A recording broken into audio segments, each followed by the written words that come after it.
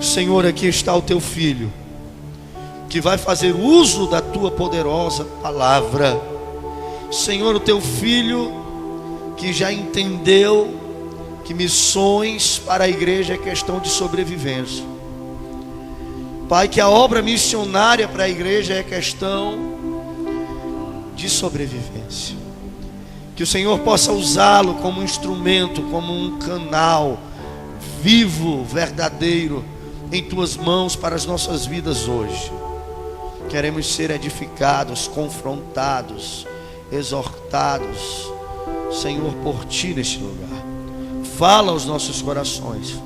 É o que te oramos e é o que te agradecemos no bendito nome de Jesus. Amém. Abra sua Bíblia no livro de Atos dos Apóstolos, capítulo 1. Nós vamos ler o versículo 8 da palavra de Deus. E aproveitando também, quero agradecer a todos os irmãos que se propuseram a estar aqui nesta noite.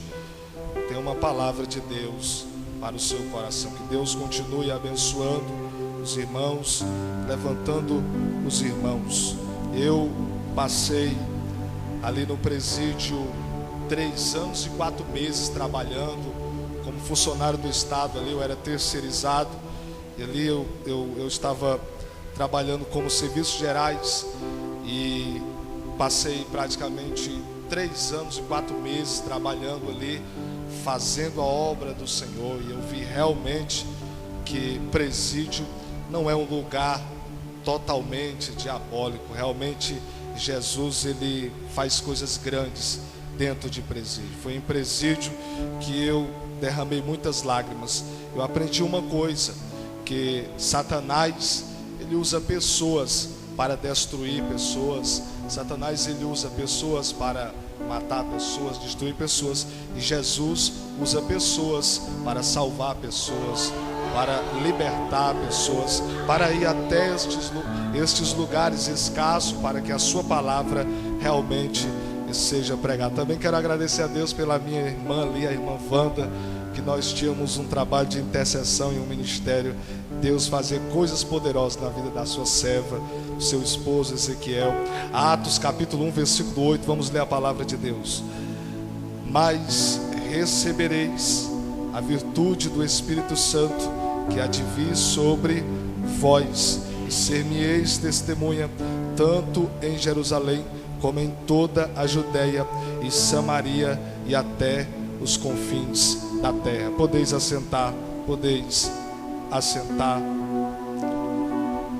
Meus irmãos, a Bíblia é um livro muito profundo, e é a maior ferramenta que um missionário pode ter. O missionário não pode fazer missão sem ele não ter o conhecimento da mesma, sem ele ter o conhecimento da palavra de Deus. Não tem como nós fazermos missões sem nós fazermos o uso da Bíblia, da palavra de Deus. A Bíblia é um livro muito profundo, é um livro muito importante para nós, não somente servos de Deus, não somente pastores, pregadores, mas também para os missionários. A Bíblia Sagrada é um livro muito forte. Eu quero rapidamente tentar falar um pouco sobre a Bíblia, trazer algumas explicações sobre a mesma, porque isso também é de suma importância. A Bíblia Sagrada, ela foi escrita num período de aproximadamente 1600 anos, por mais de 40 autores, sendo pessoas das mais variadas profissões e posições sociais, desde reis, príncipes, médico, advogado, poeta, filósofo, profetas, estadistas, pastores, agricultores, funcionários públicos, pescadores, sacerdotes, juízes, sacerdotes, generais, juízes, músicos, pecuaristas, teólogo, boiadeiro, cientista. Tudo isso para que a Bíblia se tornasse o livro de todas as classes sociais, o livro mais entendido, mais compreendido. A Bíblia é o livro mais lido, é o livro mais traduzido, é o livro mais editado, é o livro mais pesquisado, é o livro mais conhecido, é o livro mais valioso, é o livro mais proclamado, é o livro mais exaltado. A Bíblia, ela é o livro mais amado e ao mesmo tempo o livro mais odiado do mundo. A Bíblia, ela é um livro tão forte, tão poderoso, que ela tanto foi citada por Jesus, como ela também foi citada pelo diabo. A Bíblia já foi traduzida para mais de 2.000 idiomas diferentes. A mais recente tradução foi para o mongol. Hoje, 90% da população do planeta Terra tem condições de ler porções, se debruçar com a Bíblia, porções bíblicas, se debruçar, viajar, meditar e conhecer a Jesus através dela. A Bíblia Sagrada, ela tem 66 livros, sendo 39 no Antigo Testamento e 27 no Novo Testamento. Do Gênesis a Deuteronômio, ela é conhecida para nós outros como o Pentateuco, ou a Lei de Moisés, ou para os israelitas como a tão conhecida Torá. De Josué até Esté, se não estiver me enganado, porque me fugiu a memória, é chamado de livros poéticos. De Josué até Esté, chamado de livros poéticos. De Jó até Cantares de Salomão é chamado de livros poéticos. Aliás, de Josué até Esté é chamado de livros históricos. E de Jó até Cantares de Salomão é chamado de livros poéticos. De Isaías até Daniel, a Bíblia é chamada de profetas maiores. De Oséias até Malaquias, a Bíblia é chamada de profetas menores. Mateus, Marcos, Lucas e João é chamado de evangelhos. O livro de Atos é chamado do livro histórico. De Romanos até Filemão é chamado de 13 cartas de Paulo, ou as 13 cartas paulina. O livro de Hebreus é o livro que relata a história do povo hebreu, o livro das alianças, o livro do autor desconhecido. De Tiago até Judas, a Bíblia é chamada de epístolas gerais ou epístolas universais. O livro do Apocalipse, ela termina,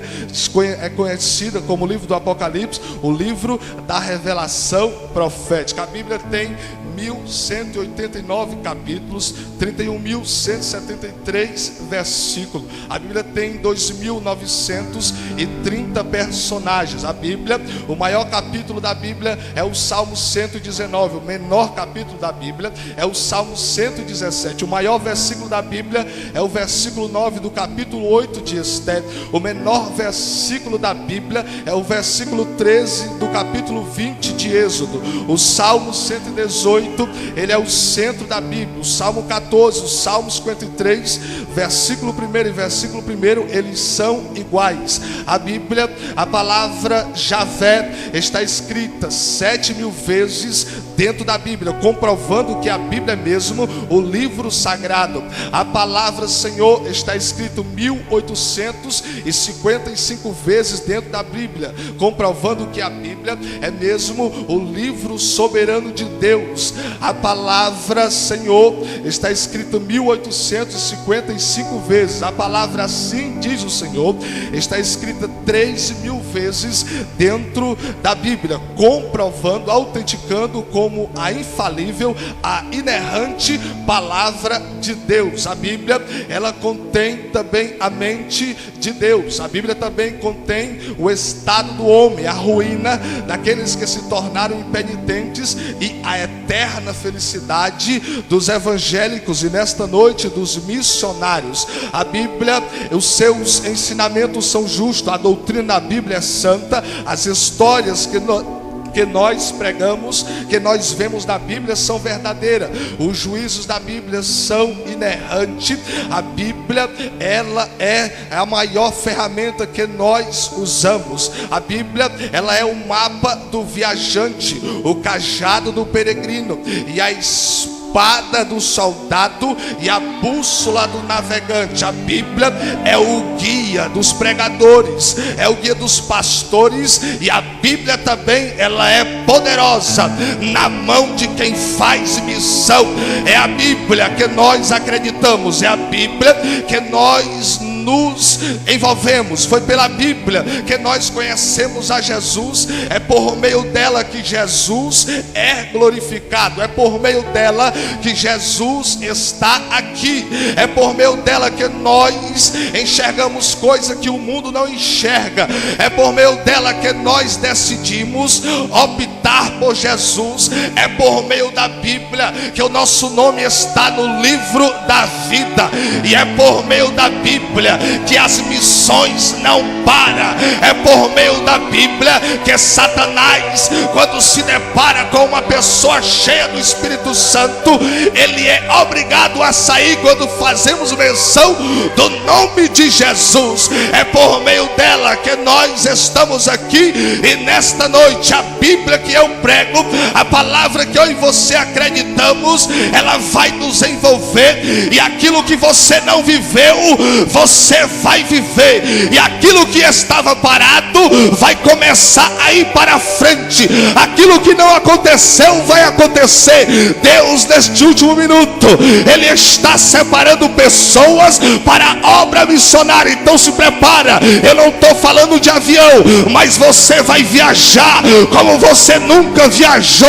Eu não estou falando de coisas terrenas, mas eu quero dizer que aqui nesta noite o Senhor Jesus de Nazaré vai te convidar para uma coisa diferente. Nós temos muito pregador, temos muito pastor, temos muito evangelista, mas o Senhor conta contigo para uma obra diferente. Uma obra diferente. Missões, missões e missões. Só quem acredita na Bíblia, em primeiro lugar, é que vai se entregar totalmente para o ide de Jesus Cristo. Levante a sua mão direita para o céu, comprovando que você acredita nesta palavra, e mande um glória para o Pai, um glória para o Filho e um glória para o Espírito Santo da verdade. Lamantorama.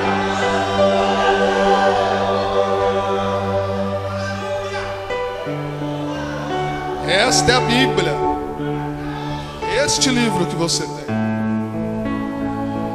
Olha o poder deste livro. Creia mais nele, pratique ele, confie nele, confie nela. Ela é armadura para te defender, ela é consolo para te animar, ela é tudo que você precisava. Você tem o poder, você tem o Espírito de Deus agindo de duas formas, de dentro e repousando. Deixa eu dizer logo uma coisa: o corpo não é mais seu e a vida não é mais sua. Você não entregou a vida para Jesus? Se você entregou, não é mais, a vida não é mais sua. E o Espírito Santo também, ele é o dono de você.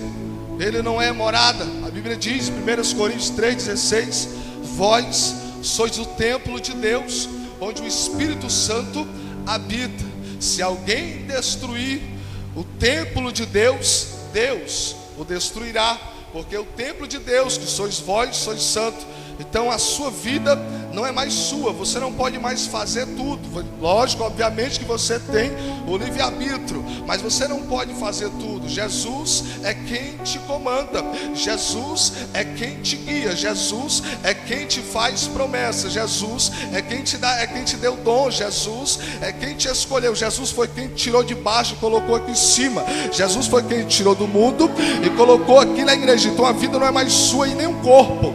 Então não faça besteira com as coisas dos outros. Esse corpo é do Espírito Santo. O Espírito Santo, ele não somente habita em você, mas ele também repousa sobre você. Primeira carta de Pedro, no capítulo 4, versículo 14, a Bíblia diz que sobre vós repousará o Espírito da glória de Deus. O Espírito habita e o Espírito repousa, e não somente repousa, como ele fala, como ele intercede, como ele te entende, como ele sabe da tua capacidade, da tua chamada, do teu ministério, como ele entende nos momentos difíceis, nos momentos bons também. O Espírito Santo, ele é a terceira pessoa da Santíssima Trindade. Dentro da Bíblia não existe esta palavra Trindade, mas vamos aqui parafrasear ou fazer uma conjectura e tomarmos aqui um ensinamento com a palavra Trindade. Por exemplo, houve pelo menos aqui na terra 3 ocasiões que marcaram a descida tanto do Pai quanto de Jesus Cristo, como do Espírito Santo, que eu quero falar e quero fazer base nesta noite. A primeira ocasião foi no livro de Êxodo, no capítulo 19, quando nós sabemos que o Monte Sinai, ele fumegava, o Monte Sinai, ele ardia, o Monte Sinai parecia uma geleia na presença de Deus Pai, e o Deus Pai desceu ali, literalmente, segundo os historiadores, através do seu trono móvel, e foi o maior espetáculo que a terra experimentou. O primeiro foi Moisés. Depois de 3 dias, Deus disse: Moisés, vai lá, purifica o povo, santifica o povo, porque no terceiro dia Jeová descerá sobre o monte. Quando foi no amanhecer, a Bíblia diz que o monte ardia, fumegava, para o cumprimento da descida da primeira pessoa da Santíssima Trindade, Deus Pai. A segunda ocasião que marcou a descida da segunda pessoa da Santíssima Trindade, Jesus Cristo, Deus Filho, foi em Lucas capítulo 2, a partir do verso 1, você vai ver Jesus nascendo em uma manjedoura. Jesus que não tinha hotel, não tinha nada, foi ali mesmo, na estrebaria. E quando Jesus ele desce, nós sabemos que ali marca a descida. Jesus não fisicamente, ele não tinha muitas pessoas para ali comemorar a sua descida ou o seu nascimento, mas a Bíblia diz no contexto que os anjos vieram do céu e disseram para os pastores de Belém: nasceu hoje na cidade de Davi o Salvador, o Cristo. Disseram: não temas, porque aqui é boas novas. Aí quando os anjos vêm até Jesus, eles dizem, uma milícia celestial, e disseram: glória a Deus nas maiores alturas e paz na terra entre os homens. Ali ele marcou a descida, e ele esteve aqui em 33 anos e meio fazendo missões, renovando vida, restaurando vidas, libertando vidas, levantando 12 homens dignos para serem apóstolos do seu ministério. Ele esteve aqui por 33 anos e meio pregando a palavra. Teve uma vez que ele estava pregando a palavra, ele se mudou da cidade onde ele tinha crescido, em Nazaré, e foi para Cafarnaum. E quando ele chega em Cafarnaum, as multidões eram grandes, a multidão dos necessitados, a multidão dos famintos, a multidão dos acusadores. Estavam muitas pessoas, mas a Bíblia diz que Jesus, ele pregava a palavra. E quando Jesus pregava a palavra, 4 homens que traziam um paralítico descobriram uma brecha no telhado e trouxeram ali o paralítico. Quando Jesus viu eles descendo, Jesus disse: filho, perdoados são os teus pecados. E quem não gosta de palavra tentou parar a voz de Cristo e disseram: isto é blasfêmia. Os fariseus e escribas: quem pode perdoar pecados senão um, que é Deus? Jesus, sabendo o que estava acontecendo em seus corações, disse: qual é mais fácil, dizer ao paralítico: perdoados são os teus pecados, ou dizer dizer: levanta-te e anda. Mas para que vocês saibam que o Filho do Homem tem poder na terra para perdoar pecados, eu te digo, paralítico, levanta e anda, e pega a tua maca. Sabe o que é que faz as pessoas se levantar das drogas? Sabe o que é que faz a pessoa deixar maconha? Sabe o que é que faz a pessoa deixar o mundo de ingresso, vender bilhete à noite? Sabe o que é? É a palavra de Jesus. As palavras de Jesus ardiam nos corações. Eles mesmos diziam: é uma nova doutrina, quem tanta autoridade, até os demônios lhe submete. Que ousadia é essa? Até chamaram ele de Belzebu, e ele disse: não, eu expulso o demônio é pelo Espírito de Deus. E quando Jesus, ele faz isso, porque Jesus, muitos falam só do milagre. Tem muita igreja que só quer pregar os milagres de Jesus. Tem muita igreja que não quer pregar a essência, a palavra, porque o que faz a igreja crescer é palavra. O que faz você ficar na igreja é palavra. E eu vim aqui nesta noite dizer que Jesus pregou a palavra, que o Pai pregou a palavra, o Espírito Santo pregou a palavra, e você também vai pregar a palavra, vai viver com a palavra, vai usar a palavra, vai acreditar na palavra, vai ser cheio da palavra, vai sacudir o inferno com a palavra, vai arrebentar Satanás com a palavra, com a palavra, com a palavra. Guarda essa palavra, palavra na tua vida.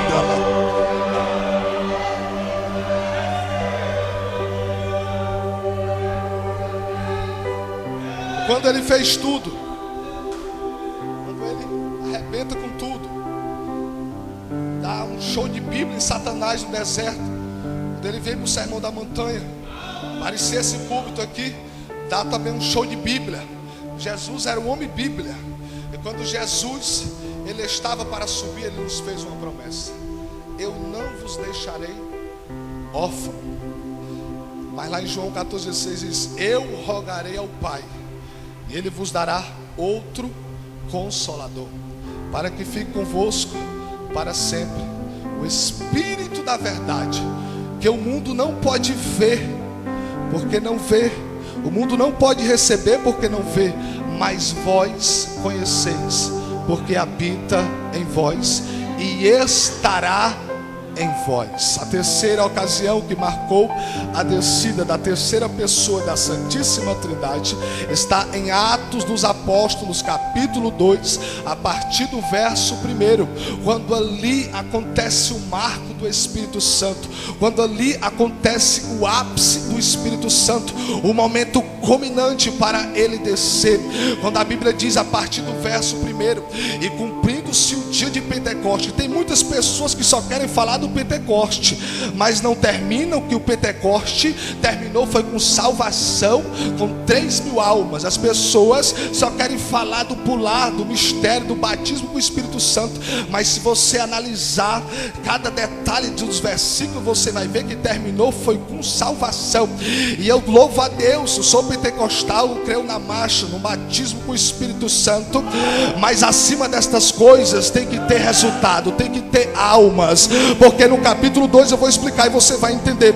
No capítulo 2, a partir do verso 1, a Bíblia diz: e cumprindo-se o dia de Pentecoste, estavam todos reunidos no mesmo lugar. De repente veio do céu um som como de um vento impetuoso, e começou a encher a casa, e línguas como que repartidas de fogo foram vistas entre ele, e começaram a falar em novas línguas, conforme o Espírito lhes concedia. E todos foram cheios do Espírito Santo. E eles, as multidões, as pessoas que estavam ao redor, disse: que é que está acontecendo? Porque nós estamos ouvindo eles falar as grandezas de Deus na nossa própria língua materna. E quem não gosta de missão não gosta de avivamento. Quem não gosta desse ministério, quem não gosta do pastor Silvério, nem do pastor Valtinho, vai ter que dizer alguma coisa, vai querer parar o fogo, vai querer parar a chamada missionária. E eles disseram: estes homens aí estão embriagados, eles estão bêbados. Aí o apóstolo Pedro, que tinha negado Jesus, porque fracasso não é cair, fracasso não é negar, fracasso é continuar caído e negar, continuar negando. O apóstolo Pedro, que tinha negado a Jesus, levantou a voz e disse: varões israelitas, nós não estamos bêbados, porque é apenas 9 horas do dia, mas o que está acontecendo é o que foi predito pelo profeta Joel, que nos últimos dias, diz Deus, que derramarei do meu espírito sobre toda a carne. Os vossos filhos e as vossas filhas profetizarão, e sobre os vossos jovens terão visões, os vossos velhos sonharão sonhos, e sobre os meus servos e as minhas servas também derramarei do meu espírito, e farei prodígios em cima do céu, coluna de fogo, fumaça, até que venha o grande dia terrível do Senhor, a salvação agora. E acontecerá que todo aquele que invocar o nome do Senhor será salvo. Eu invoquei e fui salvo, você invocou e está salvo. E o mundo precisa saber que a mensagem da cruz ainda é válida, que o Cristo do Calvário ainda continua levantando quem não é para ser levantado, que Jesus de Nazaré não olha para os teus problemas, nem para a tua grandeza, mas ele olha para dentro de você.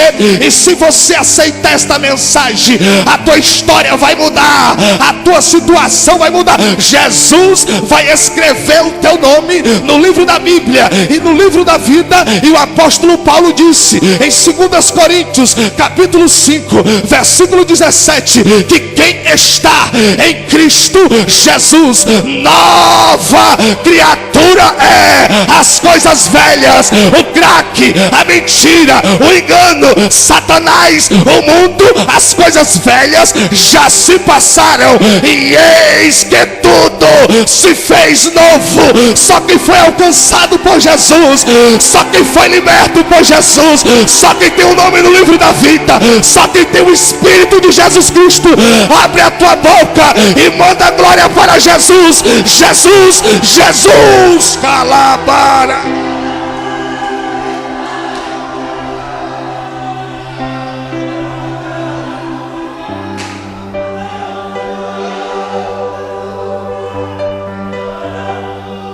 Como foi pregado que Pedro é o Pedro que a irmã louvou, não é salvação. Pentecoste é Pentecoste com salvação. E ali a igreja começa, 13.000 almas. Nós observamos que no capítulo 1 versículo 8 a Bíblia diz que: mas recebereis poder ao descer sobre vós o Espírito Santo, e sereis minhas testemunhas em Jerusalém, na Judeia e em Samaria. Eu estava estudando alguns livros quando o pastor me convidou, quando o pastor Silvério me convidou, eu fui estudar, fui buscar alguns conhecimentos, e eu observei e peguei alguns conhecimentos e vi realmente que a chamada missionária, ela pode ser dividida em 3 aspectos. Primeiro, a chamada missionária acontece com a chamada. Sempre é Jesus que chama, sempre é Jesus que fica. Jesus sempre fica usando pessoas, e tem pessoas que até não aguentam e dizem: poxa, onde eu vou? Alguém já falou estas palavras para mim, que eu vou ser um pregador, que eu vou ser uma bênção. Foi assim que começou comigo. Eu não gostava de crente, eu tinha ódio de crente, eu tinha raiva de crente, porque eu era materialista. Eu era uma dessas pessoas que andavam nas noites, por exemplo. Num dia de hoje, num sábado, não tinha nem perigo, ou eu estava ali ali no Mucuripe Clube, ou estava naquele forró do sítio. O que é que eu fazia? Eu era um dos vendedores de bilhete. Eu ganhava muito dinheiro, materialista. Se você fosse, por exemplo, essa banda secular chamada Aviões do Forró, tinha determinados eventos que nós comprávamos o ingresso por R$20 com um mês de antecedência. E quando uma pessoa ia para aquele forró, ele comprava até de 100, 150, já chegou até a R$200. Eu não tinha misericórdia, eu ganhava muito dinheiro. Algumas pessoas me chamavam de ladrão, outras pessoas diziam que eu estava roubando, mas eu não queria saber de Jesus, eu não queria nada com Jesus, eu não queria saber. Tinha dinheiro, tinha tudo ao meu lado ali, ao meu dispor. Mas certa ocasião eu estava na minha casa, e parece que Jesus só manda alguém na sua casa na hora que você está abatido. Parece que Jesus só manda alguém na sua casa na hora que você mais está precisando de um abraço amigo, entre aspas, do mundo. Não tinha ninguém. Quando realmente nós vimos ali do mundo, não tinha ninguém para me consolar. E eu me deparei com meu tio, com a minha tia Viviane e meu tio Tibério. Eu não gostava de crente, mas deles dois eu não conseguia falar mal. Logo quando eu ia falando, logo ela ia me corrigindo. Logo quando eu dizia que não queria, logo ela dizia que Jesus ia me fazer um pregador. Ainda dizia mais: ó, vou dizer uma coisa, esse teu trabalho aí não é nada, Jesus vai te tirar deste trabalho. E eu dizia: esta mulher é louca. E digo mais: Jesus vai te salvar com lágrimas. Tu vai chorar. Eu dizendo: agora eu quero ver. Choro nada, eu não chorei nem com o nascimento do meu filho. Vou chorar com Jesus? Choro nada.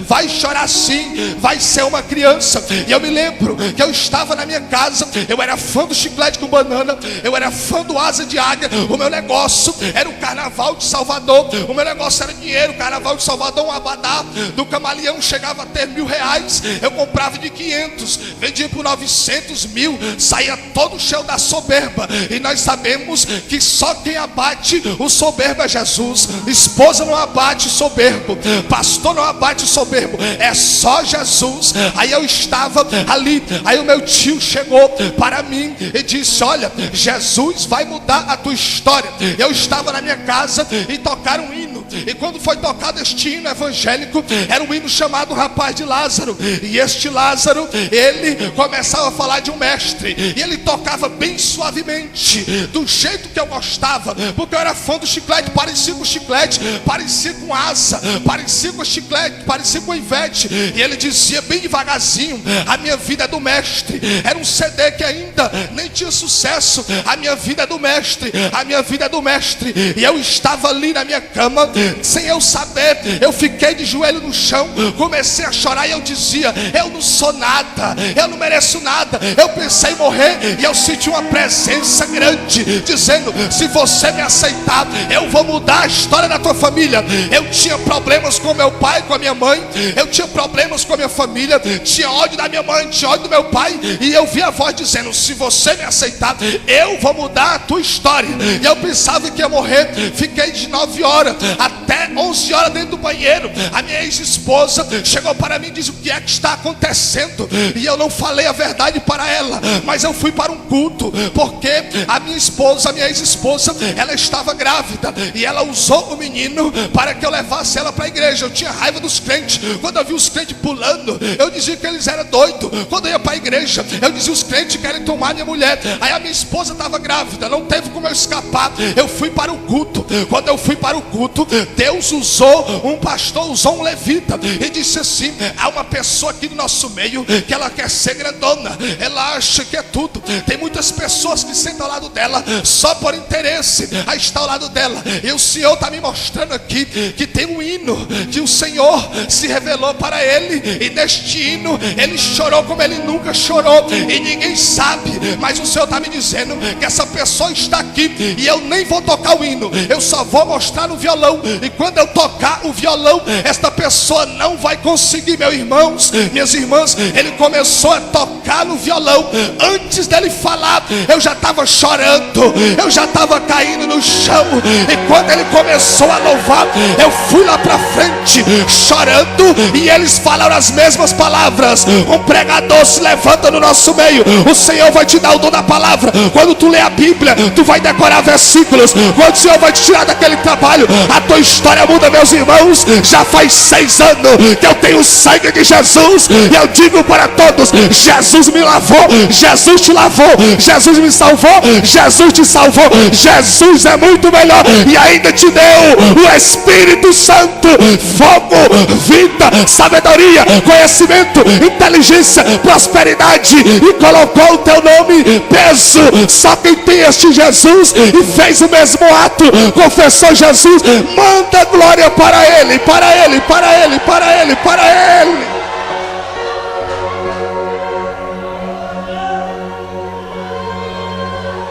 A história mudou. Aí eu disse para Jesus: Jesus, agora me tira daqui, Jesus, eu não quero mais portal, eu não quero mais trabalhar. Mas se eu deixasse aquilo, eu iria passar fome.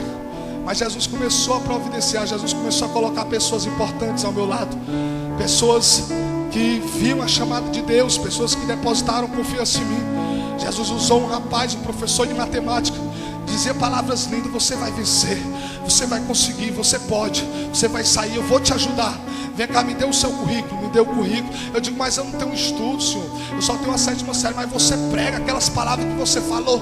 Deus falou comigo poderosamente, ninguém falou como você falou. Eu digo: mas Senhor, eu só tenho a 6ª série. Ele disse: não tem problema, me dê o seu currículo. Eu dei o currículo dele. Com uma semana depois, eu estava no carnaval, eu estava no Réveillon, e eu estava vendendo ingressos para o Marina Park. Era o chiclete com banana, e os ingressos chegavam em torno de R$800. Pela manhã havia amigos meus que ficavam zombando, dizendo: eu comprei 3 ingressos por 1.500, vendi por 3.000 reais, ganhei 1.500. E o sonho do cambista é comprar o ingresso mais barato. E naquela manhã apareceu um vaso para mim e disse: olha, os teus dias estão contados aqui neste trabalho. Sem me conhecer, eu estava de bermuda, cambista tem que andar bem arrumado. Eu não estava de calça, como a Assembleia de Deus que eu era mandava. Eu estava de bermuda. Ele diz: olha, nesses dias o Senhor vai te tirar daqui. E eu disse: como ele sabe? Você é da onde, moço? Eu sou de uma igreja pentecostal, e o Senhor me mostrava que o dom da palavra está na tua boca. Tu tem uma mente tremenda, tu decora muitas coisas. Deus falou cara a cara comigo no meio da rua. Irmão, só para concluir, naquele dia eu não comprei nenhum ingresso. Os carros passavam por mim, vendiam para eles mais barato, para me rasgar por dentro. Jesus, eu tenho um filho, uma esposa, pelo amor de Deus, me ajuda. Aí quando eu cheguei em casa abatido, nunca tinha acontecido de eu não ter vendido e nem comprado nenhum ingresso na história. Eu vim abatido para casa, fiquei triste. Aí no outro dia, na segunda-feira, o meu telefone toca. Uma pessoa chega para mim e diz: tem uma vaga de emprego aqui, você quer? E eu disse: eu quero. Qual é a vaga de emprego? A vaga de emprego é para você ser serviços gerais de um lugar muito escasso. De onde é, senhora? Fala logo. Disse: lá do presídio. Você quer? Eu digo: eu quero, senhora, eu quero sim. Você quer mesmo? Você não quer outra coisa para você? O rapaz falou que você tinha muito conhecimento. Eu digo: eu quero, senhora. Aí no dia 5 de janeiro eu comecei a trabalhar no presídio, irmão. Quando eu entrei no presídio, no primeiro dia eu pensei em desistir, mas no segundo dia, irmão, Jesus me usou poderosamente. E havia pessoas ali me chantageavam, dizia: me dê o número da sua conta, que eu vou depositar o dinheiro e você traz um celular. E eu pregava: Jesus te ama, Jesus te ama. E vi outras pessoas dizer: eu sou do PCC, sou do Comando Vermelho. Você já ouviu falar? No Fernandinho Beiramar tem um poder para matar a sua vida. Eu disse: amém, Jesus te ama. Era só o Jesus te ama. Jesus vai mudar a tua história, irmão. Teve uma ocasião lá que a primeira pessoa, ela teve um sonho comigo. Ela disse: irmão, você que fala que Jesus me ama, eu quero ver se Jesus me ama agora. Ontem à noite eu sonhei que você vinha aqui me livrar, e eu estou, irmão, empescoçado em um ditado popular da cadeia. Na hora do banho de sol vão me matar, irmão. E ele parecia uma criança, parecia o meu filho.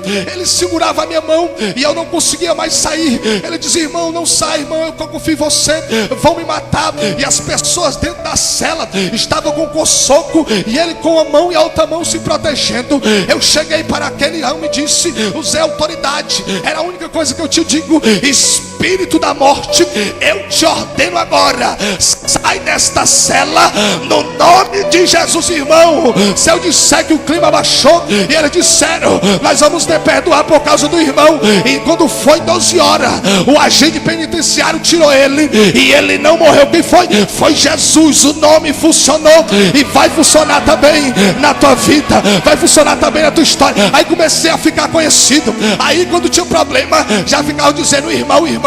Aí o diretor chegou para mim e disse, irmão, o que é que você faz tanto lá em cima? Pula, dá cambalhota, você fica rodando lá em cima. Eu digo, é o Espírito de Deus, seu diretor, que está me possuindo e me usando. Ele disse, irmão, você é uma pessoa boa. Eu pensava que era outra coisa, você está entrando com droga e celular. Não, você está fazendo um trabalho de ressocialização que muitos não fazem. Veio o segundo também, veio o seu irmão, para resumir, foi uns 4 livramentos de morte, que eu estava ali, e o espírito da morte, que tem ódio de mim até o pescoço, caiu, irmão. E eu quero te dizer uma coisa, presídio é um lugar de Deus, mas para você ir para o presídio, você tem que estar firme, tem que estar em santidade, e tem que ter coragem, tem que ser como os 300 de Gideão, pegando a água e olhando para o inimigo, a água na boca e olhando. É assim, tem que ter coragem. Se você tem coragem, é você que Deus conta para ir no presídio. Se você tem coragem, é você que Deus usa, é você que Deus conta para ir no hospital. Se você tem coragem, é você que Deus conta para ir em outros lugares. Se você é corajoso, é com você que Jesus tem compromisso. Jesus não tem compromisso com covarde. É só olhar lá em Apocalipse. Quanto aos tímidos, aos covardes, aos abomináveis, aos homicidas, a parte que lhes cabe será o lago de fogo. Mas aqui não, hoje é lugar de corajoso e corajosa, é lugar de moça de Deus e moço de Deus, pastor de Deus, obreiro de Deus, pregador de Deus, que vai saquear o inferno e vai encher este lugar para a honra e para a glória do Senhor Jesus. Só que concorda que a estrela que brilha, a estrela que faz é a de Jesus. Manda mais 3 glórias para o céu se abrir, Deus. Já estou terminando, já estou. Teve uma macumbeira. Eu nunca tinha pregado para uma macumbeira. Já estou terminando. Eu vinha de um culto campal. Eu não me sentia. Eu prego assim, mas se vocês souberem o quanto eu me arrupei, o quanto eu sinto o temor de Deus. Na igreja onde eu estava, havia um culto campal e eles já disseram, já com antecedência, você vai pregar. Eu dizendo, irmão, só estou com 6 meses aqui na igreja. É você que vai pregar. Deus me disse que você é pregador. Eu dizendo, irmão. Aí fui para o culto campal, preguei, foi uma benção. Jesus fez coisas grandes, preguei sobre Ezequias. Parecia a mensagem que o pastor Silvério pregou aqui quarta-feira. Falei tanto de lágrima, que eu não sei onde eu tirei tanta lágrima na Bíblia. Aí eu estava na minha casa, eu queria dormir, porque eu vinha do trabalho, e eu trabalhava muito com peso, ficava muito cansado. Aí o Espírito Santo disse assim para mim, disse assim, liga agora para aquela macumbeira, filha daquele rapaz que te ameaçou. Porque eu tinha pregado uma mensagem na Pajuçara, e eu dizia que tudo começava no fim. Eu começava a dizer que se você foi consagrado a Satanás, Jesus hoje vai quebrar o pacto e você vai ser liberto. Por incrível que pareça, um rapaz veio lá na frente, aceitou Jesus como Salvador, e ele disse assim, irmão, só tem uma coisa, a minha mãe, ela vai lhe matar, ela é macumbeira, perigosa. E irmão, eu não sei se eu continuo com Jesus. Eu digo, vem cá, rapaz, você vai continuar com Jesus e você vai me dar o telefone da sua mãe que eu vou pregar para ela. A macumbeira, eu comecei a pregar para ela, ela disse que Jesus descia lá também, disse que Jesus era tudo. Comecei a falar do Espírito Santo para ela. Ela disse que nunca tinha ouvido falar do Espírito Santo. Eu falar nos Espíritos que ela falou lá, Exu, Caveira, Tranca-Rua.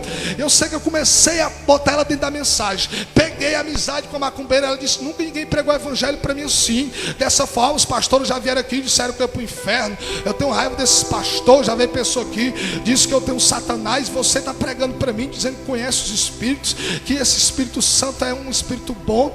Como como é esse Espírito Santo? Comecei a pregar, irmão, para ela. Aí teve uma vez, nesse dia eu liguei para ela e disse assim: olha, você vai me dar o nome da chefe aí, a sua chefe. O Espírito Santo que eu falei está mandando você me dar. Ela me deu o número da chefe dela. E ela ainda zombou e disse assim: olha, ela não vai te aceitar. Ela não vai te aceitar. Você vai levar umas pedradas, rapaz. Você não sabe que você está mexendo. Ela é perigosa. Ela já derrubou crente. Tem crente que está brincando, que já foi pego pelo pacto dela. Eu digo: me dê, senhora. Como eu comecei a falar de Deus para ela com educadamente, usei uma expressão lá, educadamente, pronto. Aí ela começou, irmão, resumindo, começou a dar atenção à palavra. Aí eu disse para ela que o problema que ela tinha ali, naquele momento ia sair. Era só ela acreditar nas palavras que eu estava falando. Ela disse: pois eu acredito. Se você agora fazer o que realmente você está falando. Eu disse: pois tá bom, eu vou começar a orar pela senhora. Quando eu comecei a orar por ela, irmão, a santidade começou a se manifestar pelo telefone. Ela disse assim: olha, agora para ser completo, para me aceitar esse Jesus, eu tenho uma criança aqui de 3 anos, que ela está 3 noites sem dormir, chora.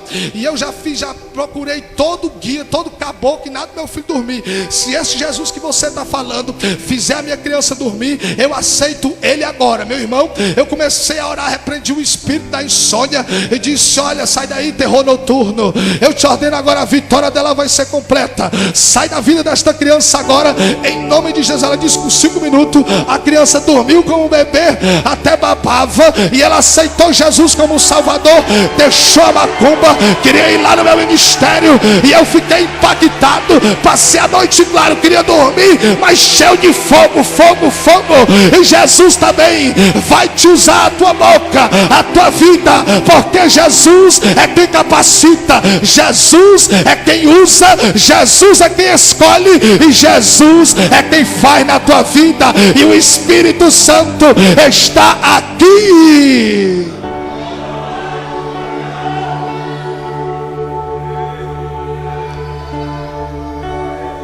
Deixa eu terminar falando do Espírito Santo. Porque o Espírito Santo, para quem não sabe, ele se manifesta, ele se apresenta em todos os livros da Bíblia. Vou terminar agora dizendo isso para você. O Espírito Santo, ele se manifesta, se apresenta em todos os livros da Bíblia. Eu falei aqui diretamente do Pai, de Jesus, do Espírito Santo. Deixa eu terminar esta mensagem falando de Jesus, por favor. O Espírito Santo, ele se manifesta em todos os livros da Bíblia. Fique aí no seu conhecimento, abra o seu coração agora e receba pelo menos alguma dessas ministrações aqui. No livro do Gênesis, ele ficou conhecido como o Espírito da criação. No livro do Êxodo, ele ficou conhecido como o Espírito da redenção. No livro de Levítico, ele ficou conhecido como o Espírito da santidade. No livro de Números, ele ficou conhecido como o Espírito que capacitava os líderes. No livro de Deuteronômio, ele ficou conhecido como o Espírito renovador da aliança. No livro de Josué, ele ficou conhecido como o Espírito das conquistas. No livro de Juízes, ele ficou conhecido como o Espírito libertador que repousava sobre os juízes. No livro de Ruth, ele ficou conhecido como o Espírito da remissão.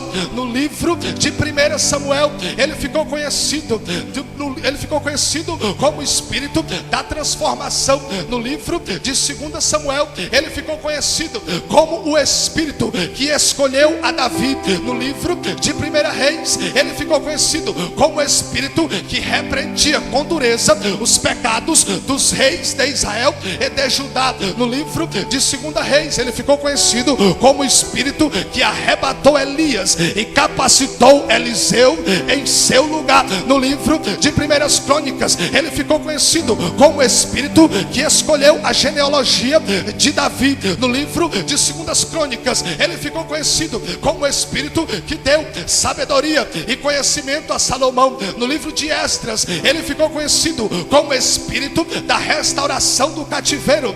No livro de Neemias, ele ficou conhecido como Espírito da reconstrução dos muros de Jerusalém. No livro de Esté, ele ficou conhecido como Espírito de livramento de morte da nação judaica. No livro de Jó, ele ficou ficou conhecido como espírito de consolação em meio aos sofrimentos de Jó. No livro de Salmos, ele ficou conhecido como espírito de louvor e de alegria. No livro de Provérbios, ele ficou conhecido como o espírito de sabedoria. No livro de Eclesiastes, ele ficou conhecido como o espírito que esclarece as perguntas mais difíceis da vida. No livro de Cantares de Salomão, ele ficou conhecido como o espírito que assopra o amor de Deus no jardim desta igreja. No livro de Isaías, ele ficou conhecido como espírito lá do alto, o espírito purificador, o espírito remidor, e o espírito de conhecimento, e o espírito de inteligência, e o espírito de discernimento, e o espírito do temor do Senhor. No livro de Jeremias, ele ficou conhecido como espírito que adverte o povo dos seus pecados. No livro de Lamentação de Jeremias, ele ficou conhecido como o espírito da misericórdia de Deus. No livro de Ezequiel, ele ficou conhecido como o espírito que dá vida aos ossos secos. No livro de Daniel, ele ficou conhecido como espírito excelente que estava sobre Daniel para interpretar sonhos e visões. No livro de Oséias, ele ficou conhecido como espírito que desceu como um orvalho sobre Israel. No livro de Joel, ele ficou conhecido como espírito prometido que seria derramado sobre toda a carne. No livro de Amós, ele é o espírito que convoca Israel para se encontrar com o seu Deus. No livro de Obadias, ele é o espírito que inspira os oráculos de Deus. No livro de Jonas, ele é o espírito que promoveu arrependimento em Nínive. No livro de Miqueias, ele é o espírito que declara o pecado de Jacó e a transgressão de Israel. No livro de Naum, ele é o espírito de fortaleza nos dias de angústias. No livro de Abacuque, ele é o espírito avivalista da obra de Deus. No livro de Sofonias, ele é o espírito que diz o grande dia da volta do Senhor Jesus Cristo. No livro de Ageu, ele é o espírito que exalta a glória da segunda casa. No livro de Zacarias, ele é o espírito que convence, não por força nem por violência. No livro de Malaquias, ele é o espírito que repreende o devorador. No livro de Mateus, ele é o espírito que não pode ser blasfemado. No livro de Marcos, ele é o espírito que ungiu a Jesus Cristo de Nazaré. No livro de Lucas, ele é o espírito que estava em João Batista no ventre da sua mãe, que saltou e houve um avivamento. No livro de Lucas, ele é o espírito que disse para Simeão: você não vai morrer sem antes ter visto o Cristo. No livro de João, ele é o consolador e o espírito da verdade. No livro de Atos, ele é o espírito que desceu como som, como vento e como fogo no dia de Pentecostes. No livro de Romanos, ele é o espírito da justificação da igreja. No livro de 1 Coríntios, ele é o espírito que distribui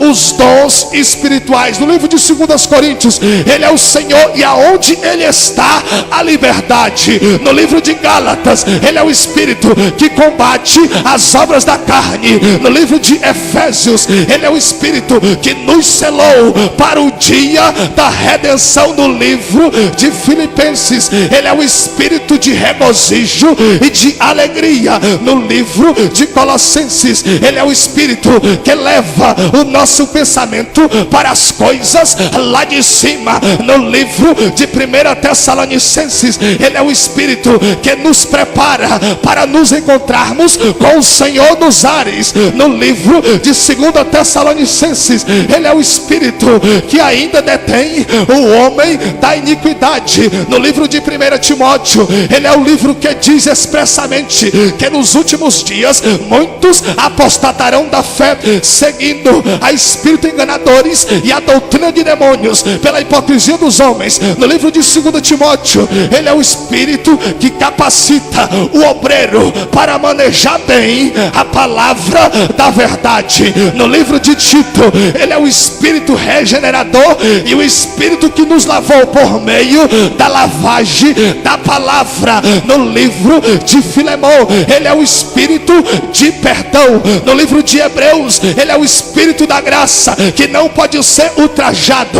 No livro de Tiago, ele é o Espírito que tem fortes ciúmes da igreja. No livro de 1 Pedro, ele é o Espírito da glória de Deus que repousa sobre a igreja. No livro de 2 Pedro, ele é o Espírito que inspirou os escritores da Bíblia a escrever o livro. No livro de 1 João, ele é o Espírito que confessa que Jesus veio em carne, que Jesus é a vida eterna e que Jesus é o único Deus. No livro de 2 João, ele é o Espírito que conhece, ele é o Espírito de amor. No livro de 3 João, ele é o Espírito que conhece os verdadeiros crentes. No livro de Judas, ele é o Espírito da edificação e da santíssima intercessão. No livro do Apocalipse, ele é o Espírito que fala: aquele ou aquela que tem ouvidos, ouça o que o Espírito Santo diz a esta igreja. E ele diz que chegou o tempo de você ir para fora, e ele diz que chegou o tempo de você avançar, e ele diz que chegou o tempo de você crescer, ele diz que chegou o tempo de você amadurecer. Aleluia.